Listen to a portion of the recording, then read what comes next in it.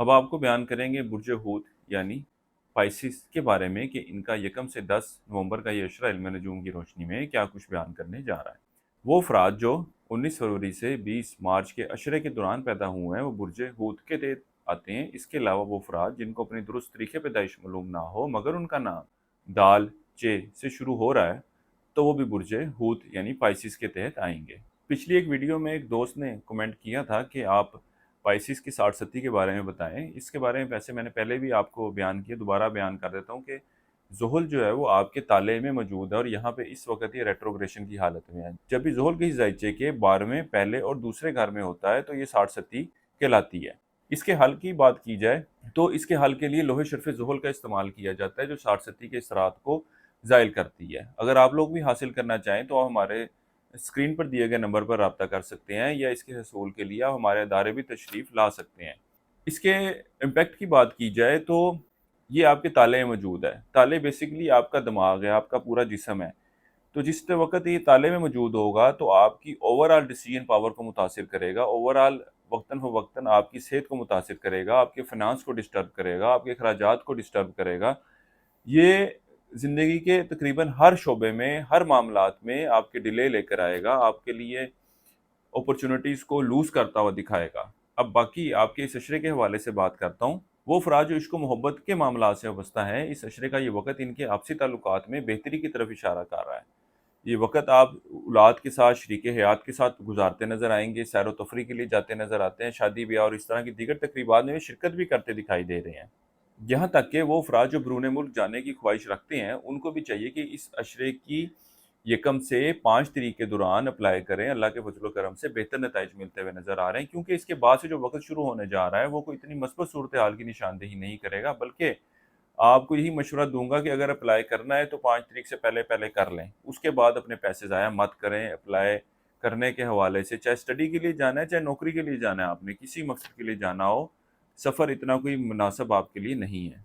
इस अशरे के वक़्त के दौरान आपको घरेलू मामलात के हवाले से कुछ टेंशनों का सामना करना पड़ सकता है, यहाँ तक कि अपने वालिदैन की सेहत के मामलात के हवाले से भी आपको फ़िक्रमंद रहने की ज़रूरत है। ये भी खराबी सेहत का शिकार होते दिखाई दे रहे हैं।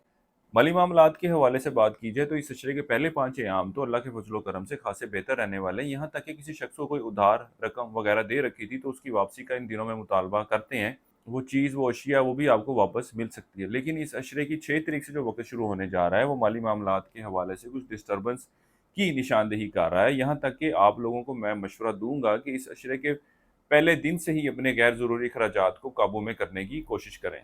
इस अरसे के लिए एक वजीफ़ा आप लोगों को बता रहा हूँ, या अल्लाह या बाकी।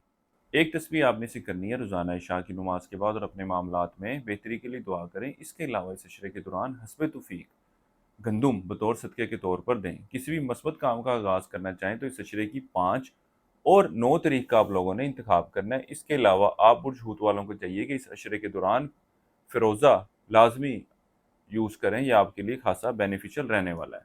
अज़वाजी मामलात के हवाले से बात की जाए तो इस अशरे का ये वक़्त आप दोनों के आपसी ताल्लुकात, आपसी मामलात के हवाले से इतनी कोई पॉज़िटिव इंडिकेशन की निशानदेही नहीं कर रहा।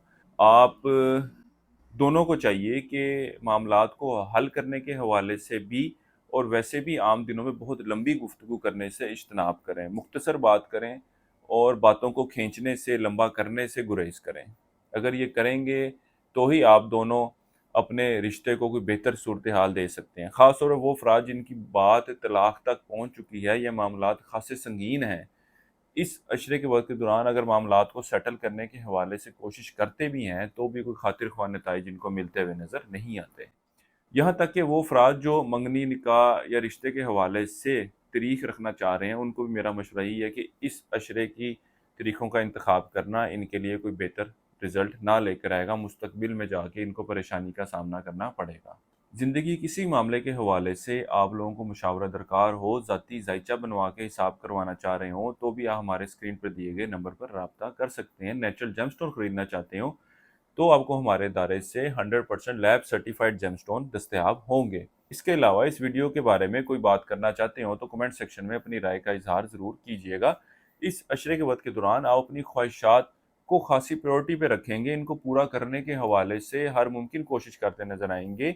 इसके अलावा इस अशरे के वक़्त के दौरान आप लोगों की कोशिश होगी कि घर से बाहर अपना ज़्यादा वक़्त गुज़ारें। یعنی کہ یوں کہا جا سکتا ہے کہ آپ گھر سے باہر جانے کے کوئی نہ کوئی بہانہ، کوئی نہ کوئی وجہ تلاش کرتے ہوئے نظر آئیں گے۔